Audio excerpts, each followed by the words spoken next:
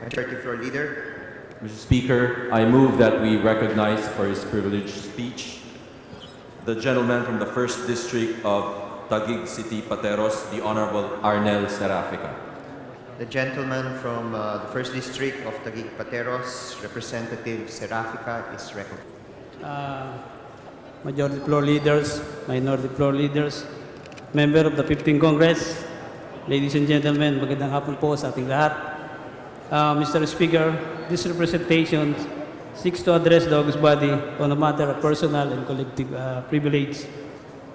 It is the policy of the state to protect and promote the right to the health of the people and instill health consciousness among them.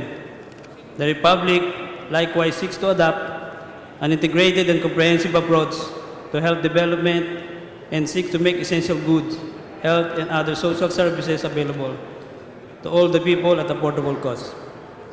Having set the state policy relating the promotion and addition of the health services in our Republic, I rise on this occasion to propound my vision for the people whom I represent. Isa po sa mga hangarin ng aking tanggapan ay makapagtayo ng isang ospital sa unang distrito ng Taguig at Pateros. Sa ngayon po ay walang ospital sa bayan ng Pateros at ang nag-iisang papublikong ospital sa lungsod ng Taguig ay kasalukuyang nakatayo sa ikalawang distrito na medyo may kalayuan sa aking distrito. Nais ko pong magkaroon ng isang ospital na malapit sa upang sila ay madaling maserbisyuhan sa kanilang mga dagliang pangangailangang pangkalusugan. Sa kasalukuyan, 4 lamang sa 10 barangay ng Pateros ang mayroong healthcare center. Samantalang sa lungsod ng Taguig naman ay mayroong tigi-isa sa bawat barangay. Ang mga nasabing healthcare centers ay masipag na ipinatutupad ang kanilang mga takdang tungkulin para itaas ang kalidad ng kalusugan ng mga taga-Taguig at Pateros sa mga aspeto sa kanilang pisikal, mental at overall social well-being.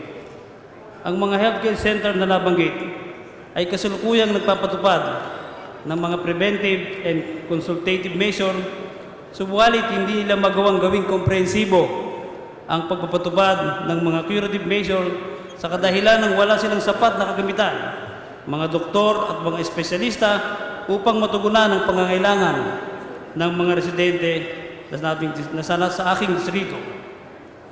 Sa pamagitan ng pagkakaroon ng ospital ay mapupunan ang mga pangangailangan ng mga hirap na hindi kayang punan ng mga health centers na sa ngayon.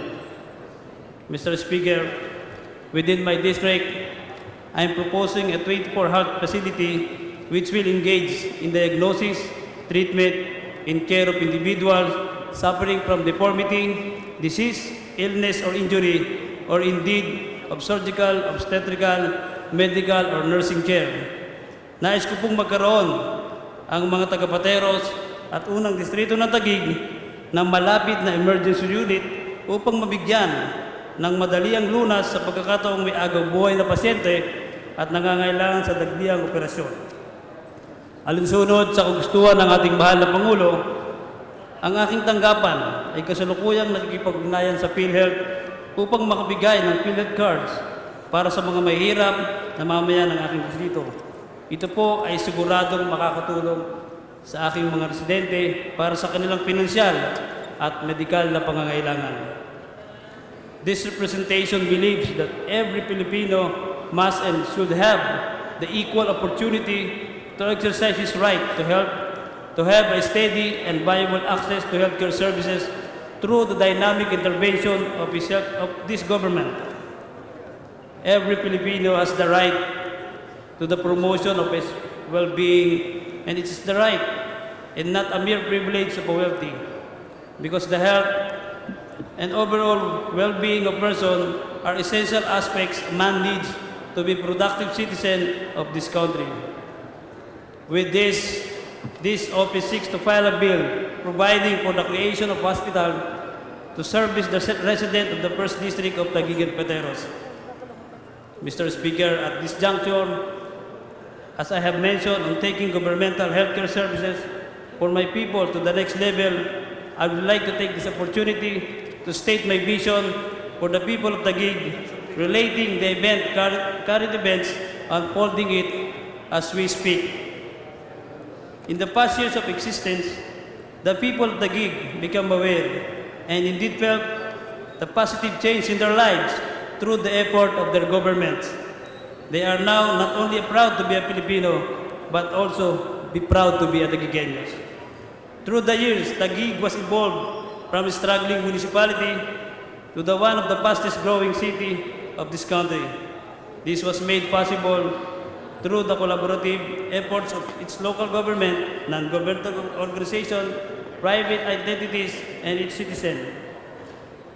Nagkaroon ng mga sumusunod na serbisyo at mga pagbabago sa Taguig. Una po, Mr. Speaker, nagkaroon ng Taguig City University. Sa lungsod ng Taguig, hindi na problema ang matrikula, pati panananghalian ng mga bata libre pa. Nagkaroon ng Taguig City Hospital sa kanyang ikalawang distrito. Sa bayan ng Taguig, hindi po problema ang pagpapalibing. Libre po lahat, mula serbisyo hanggang sementeryo. Iiyak na lang po ang problema nila.